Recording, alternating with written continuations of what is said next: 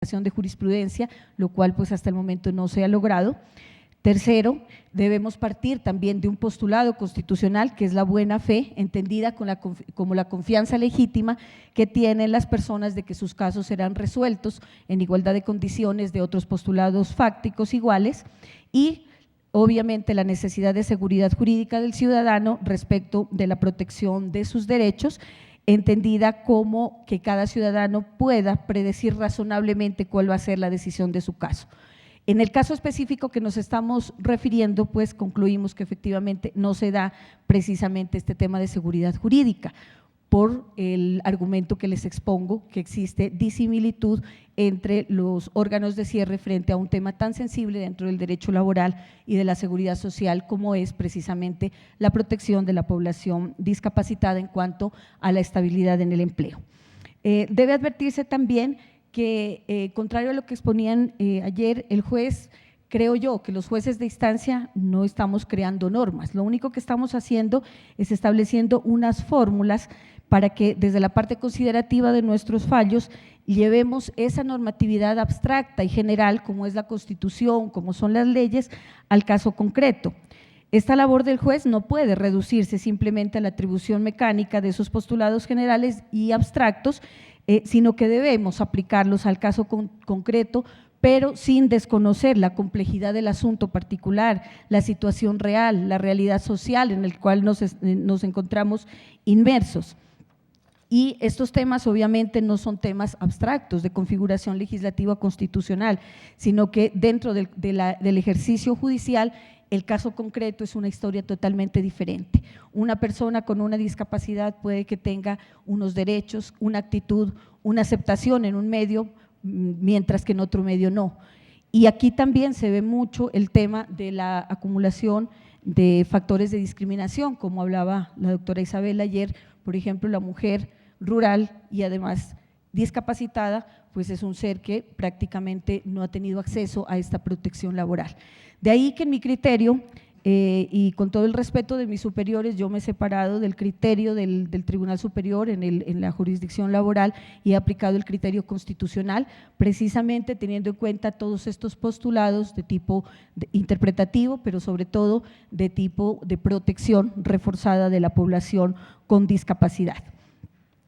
Igualmente, he adoptado un criterio que es constitucional y también criterio legal, como es la aplicación del principio de la favorabilidad para los trabajadores y ahora para todas las personas que prestan alguna actividad laboral productiva, consistente en que la situación más favorable al trabajador debe aplicarse en el caso no solo de la aplicación de normas, sino también de la interpretación de las fuentes formales del derecho. En ese sentido, entonces, pues debo concluir que frente al tema que he expuesto, si bien la constitucionalización del derecho laboral ha permitido un avance desde el punto de vista legislativo, debemos también lograr en algún momento la unificación de esa jurisprudencia de las altas cortes, precisamente para que ese tema, que normalmente lo hemos conocido como choque de trenes, no tenga incidencia en un derecho tan fundamental dentro del Estado social de derecho como es la seguridad jurídica, y sobre todo para que no haya discriminaciones propiciadas por los mismos operadores judiciales. Además, considero que los jueces de instancia tenemos el deber también de acoger todos aquellos criterios de interpretación que permitan hacer material la Constitución política y que permitan que efectivamente esos principios constitucionales no queden en los simples postulados generales, sino que haya una reivindicación de derechos que en este caso no solo son derechos de la población apta para trabajar, sino de una población que ha sido discriminada históricamente y lograr de manera efectiva su inserción social, laboral, educativa y cultural en medio de la sociedad. Debe advertirse también que yo celebro mucho esa ampliación de la protección ocupacional reforzada, porque muchos de nuestros trabajadores, sobre todo en nuestro medio, lo que observamos es que precisamente están vinculados de manera irregular. El contrato laboral en nuestro medio es la excepción, no es la regla general como debería debería presentarse dentro de este ordenamiento jurídico, sino que es la excepción y por lo tanto todos aquellos trabajadores que son independientes, entre comillas, por la forma de vinculación, pues quedarían excluidos de esta protección que afortunadamente con la sentencia de unificación en tutela pues se ha logrado que sean también sujetos de esta protección ocupacional reforzada. Y en eso también debo advertir que en sede de tutela la Corte Suprema de Justicia ha acogido este término. Entonces, yo creo que el llamado de todos los operadores judiciales de instancia a las altas cortes es precisamente ese: ¿por qué no se unifica la jurisprudencia? ¿Por qué no se, en temas tan fundamentales como el que estamos tratando, por qué no hay una remisión a unos criterios que sean de desarrollo de nuestros principios constitucionales y de nuestro Estado social de derecho, evitando precisamente esta inseguridad jurídica frente al caso particular? Y finalmente, obviamente debemos advertir que para el juez de instancia es un reto muy grande la sustentación y la argumentación de sus fallos. Por lo tanto, considero que el ejercicio que debemos hacer dentro de la resolución de los conflictos jurídicos que se nos presentan a diario, pues tenemos el deber no solo de argumentar correctamente, sino también de lograr una justicia objetiva con criterios razonables, con criterios obviamente que estén que no sean permeados por la parcialidad, por intereses o por criterios de tipo jurídico-político, que eso es bastante complicado, pero ese es el reto más grande que tenemos los jueces de instancia. Muchas gracias por su atención, eso es lo que quería transmitirles.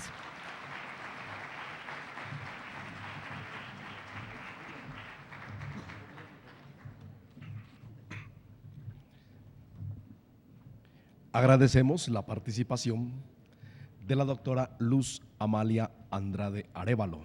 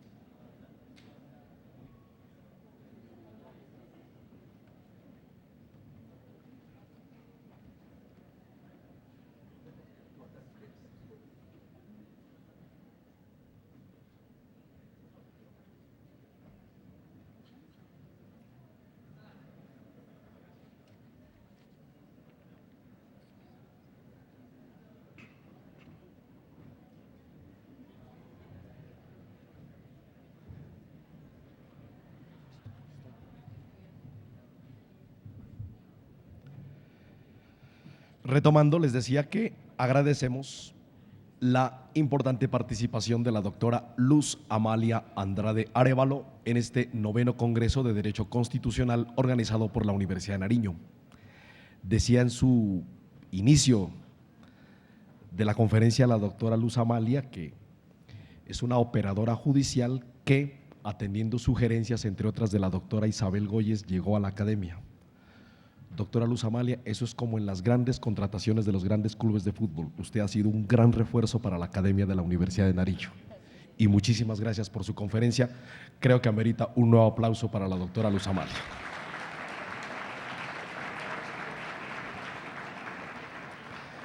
A continuación, los invito a que escuchemos la conferencia titulada La multiplicidad de precedentes jurisprudenciales, una fuente de inseguridad jurídica en materia de derechos laborales y de la seguridad social. El conferencista invitado, el doctor Omar de Jesús Restrepo. Recibámoslo, por favor.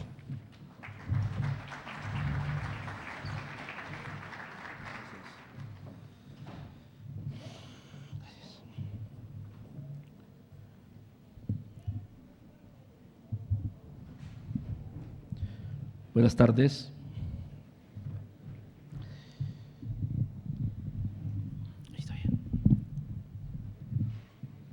al señor decano de la Facultad de Derecho y Ciencias Políticas de la Universidad, doctor Leonardo Enrique Martínez, al director del Centro de Investigación y Estudios Sociojurídicos, doctor Omar Alfonso Cárdenas Caicedo, al director del Consultorio Jurídico, Carlos Eduardo Martínez, a mi compañera, a los demás panelistas y naturalmente a la doctora Isabel, decana de ustedes, formadora de muchos de ustedes en el derecho laboral. En general, a todos los asistentes, muchas gracias, un cordial saludo. Cuando escuché a la doctora Amalia hablar de que estamos es para que hagamos cumplir los derechos, la materialidad de los derechos, pues yo tenía ganas de meterme bajo la mesa porque sí, esa es la búsqueda de los jueces. El problema es que nos demoramos tanto para concederlos que llegan como sentencias para enmarcar. Y estamos en un momento crítico de lo que la prensa, amarillista o no, pero prensa, ha denominado choque de trenes, que ya no es un solo choque de trenes, ya son varios choques de trenes, porque las altas cortes se vienen con decisiones en casos similares en sentidos contrarios. Pero dentro de las altas cortes, las salas que componen, en el caso mío, en el caso que me ocupa la jurisdicción ordinaria, se vienen con decisiones encontradas una contra otra. Y además, las diferentes salas de los tribunales regionales y los jueces de instancia inicial hacen lo propio. Y sí, ella nos decía que no le tiembla la mano para dictar una sentencia en aplicación de las decisiones de la Corte Constitucional, pero ese no es el punto álgido. Esa sentencia que ella hace así, que ella dicta así, probablemente se la van a revocar. Ella quedó muy tranquila, hizo un mea culpa, concedió el derecho, pero en la última instancia es probable que ese derecho no se materialice por los choques de trenes de los que estoy hablando. La Sala de Casación Laboral de la Corte Suprema de Justicia, preocupada por el tema, realizó un encuentro el año pasado en la ciudad de Armenia que se llamó el precedente judicial en la jurisdicción ordinaria laboral. Y se llevaron todos los puntos de vista, el Consejo de Estado, la Corte Constitucional, la Corte Suprema de Justicia, la Procuraduría, la academia, para tratar de encontrar caminos para que eso no pase. Porque en últimas es el ciudadano el que está perjudicado. No es solo el tema que nos dijo de ese encuentro regional. Yo voy a hacer una especie de síntesis para que se multiplique lo que se decidió, lo que se dijo, lo que se concluyó, lo que se argumentó allá. No es solo el tema que dijo la doctora, son muchos. Podemos hablar de 5, 6, 10 temas concretos en que hay decisiones contrarias de las altas cortes o de las diferentes salas de la Corte Suprema de Justicia. Trataré al final, si me queda tiempo, de hablar de algunos de ellos.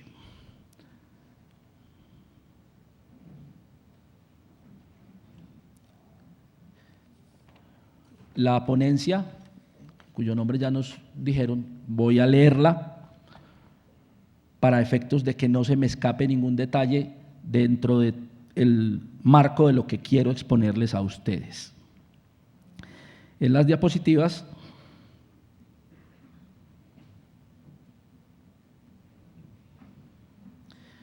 empiezo por hablar de la historia del precedente en Colombia a partir de la Constitución de 1886.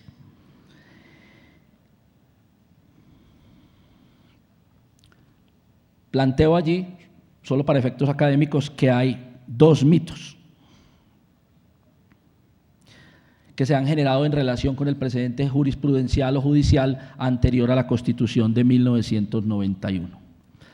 La Corte Suprema de Justicia de la época resaltó la importancia de analizar la igualdad a partir de los términos concretos y específicos de cada una de las situaciones que se analicen, afirmando en aquella época que el principio de igualdad ante la ley no es una norma rígida y absoluta que pueda indiscriminadamente aplicarse a todas y cada una de las personas, sino muy por el contrario, de naturaleza relativa a las múltiples aptitudes de quienes deben contribuir al bienestar común y a las necesidades que está llamado a satisfacer. Varias normas a partir de esa Constitución trataron el tema del precedente judicial. La Ley 61 de 1886 fue la primera norma de nuestro ordenamiento que hizo referencia a esta figura, la cual en aquella época era conocida como doctrina legal y era definida como la interpretación que la Corte Suprema diera a una misma ley en 3 decisiones uniformes, así como las declaraciones que hiciera ella misma en 3 decisiones igualmente uniformes. Con eso se llenaban todos los vacíos existentes.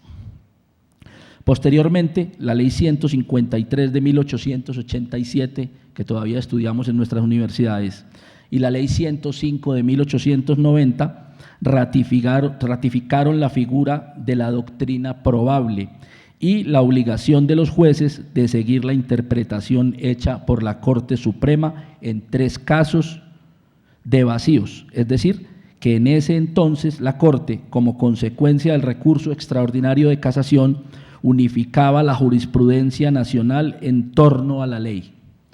¿Qué significa eso?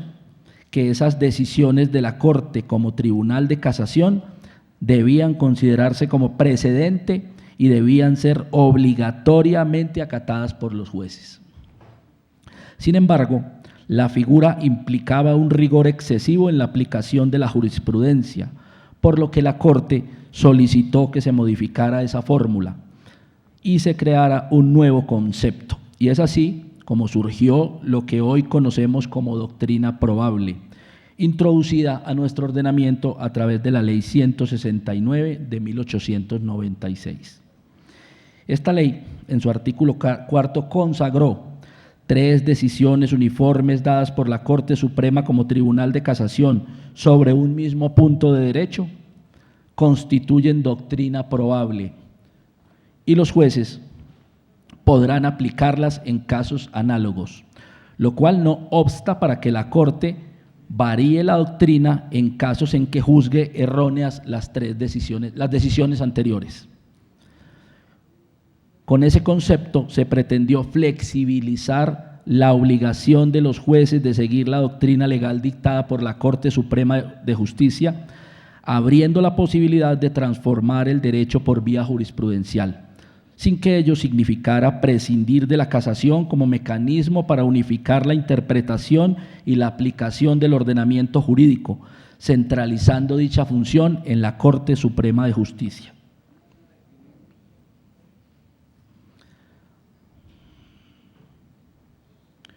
En 1991, con la expedición de la Constitución Política, se dio mayor relevancia al concepto de precedente judicial a través del artículo 230, que ahora retomaremos, respecto del cual el artículo 243 habla del tránsito a cosa juzgada constitucional que hacen los fallos que profiera la Corte en ejercicio del control jurisdiccional. Posteriormente, se desarrollaron otro número de normas en las cuales se dio cada vez una mayor relevancia a la figura del precedente. La Ley Estatutaria de la Administración de Justicia, Ley 270 de 1996, que habla de los efectos erga omnes de las partes resolutivas de las sentencias de constitucionalidad y que su parte motiva constituirá criterio auxiliar para la actividad judicial y para la aplicación de las normas de derecho en general.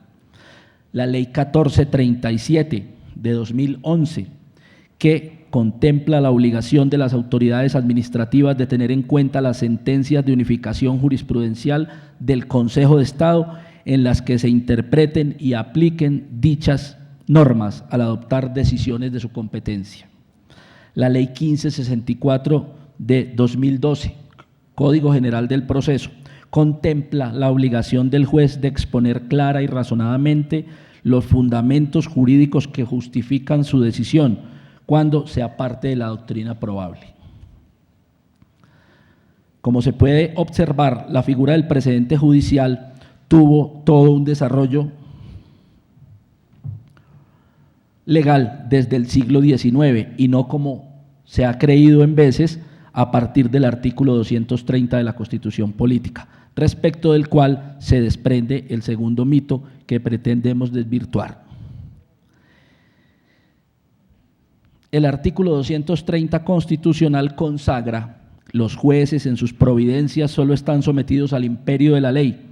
La equidad, la jurisprudencia, los principios generales del derecho y la doctrina son criterios auxiliares de la actividad judicial.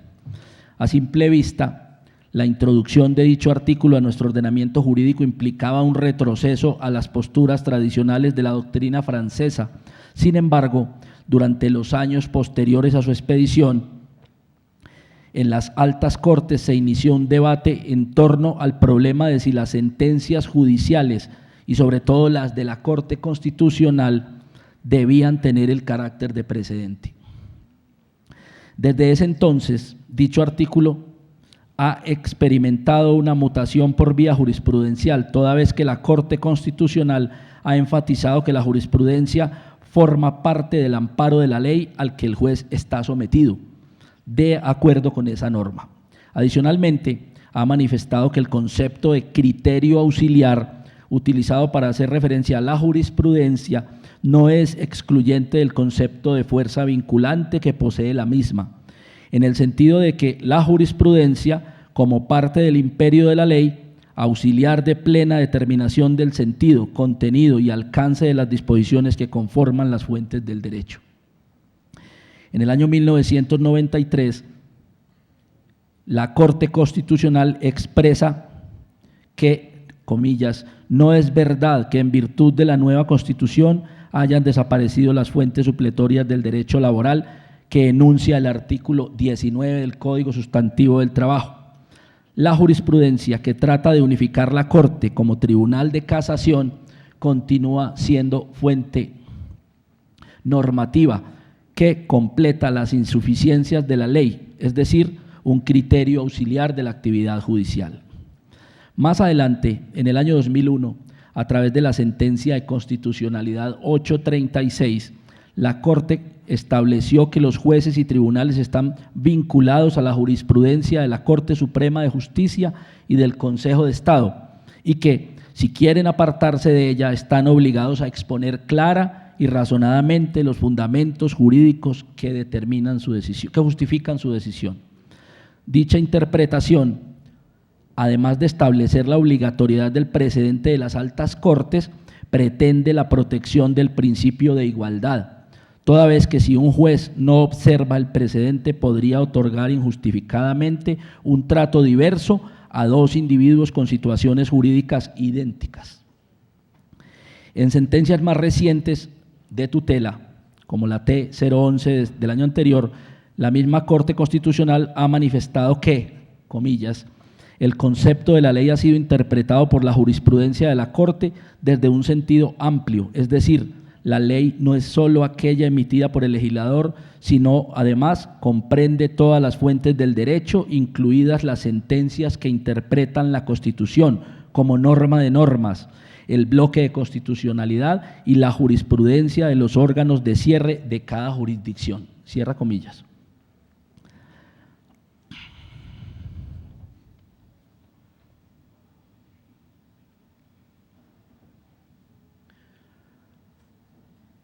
El desarrollo jurisprudencial sobre el precedente en las altas cortes colombianas ha sido desarrollado en la siguiente forma.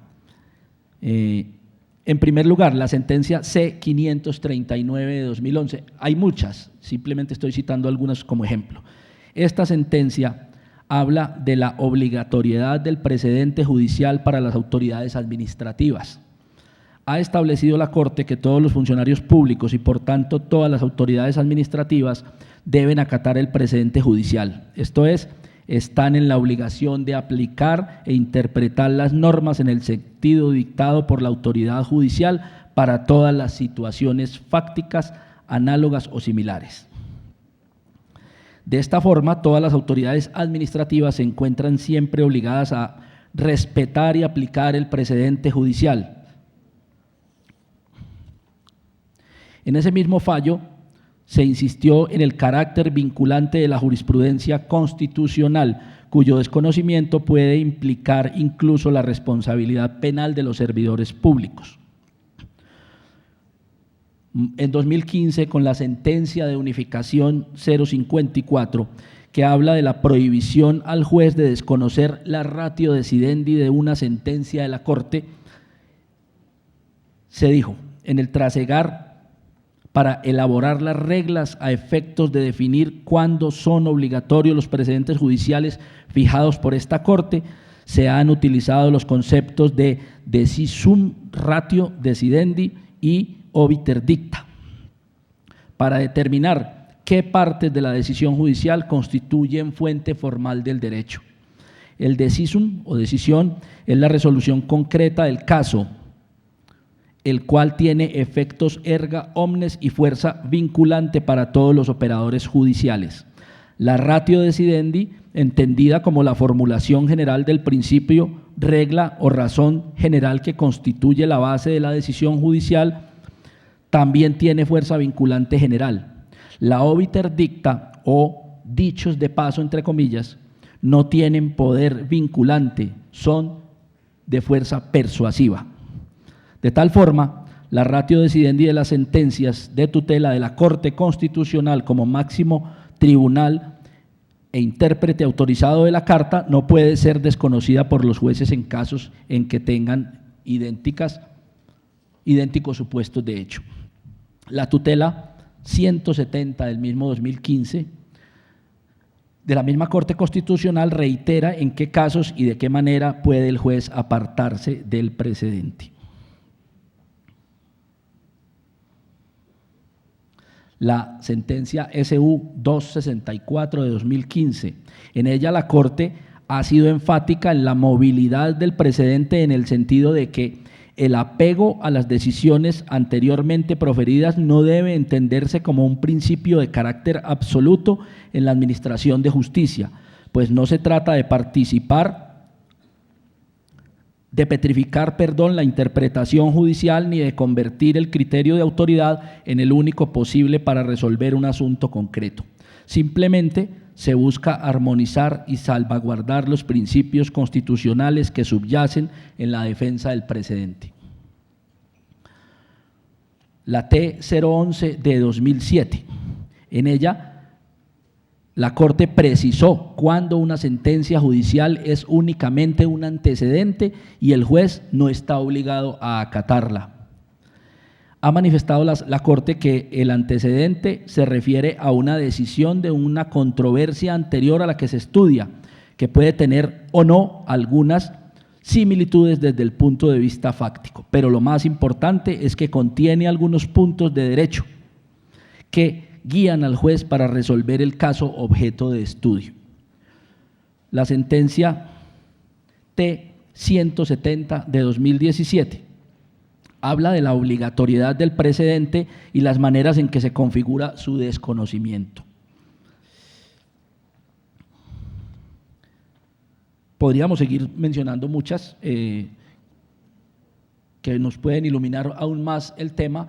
Considero que queda no disuelto, sino al contrario, más agravado el problema de la aplicación del precedente judicial en materia de decisiones por los jueces en Colombia. Vamos a hacer un recorrido por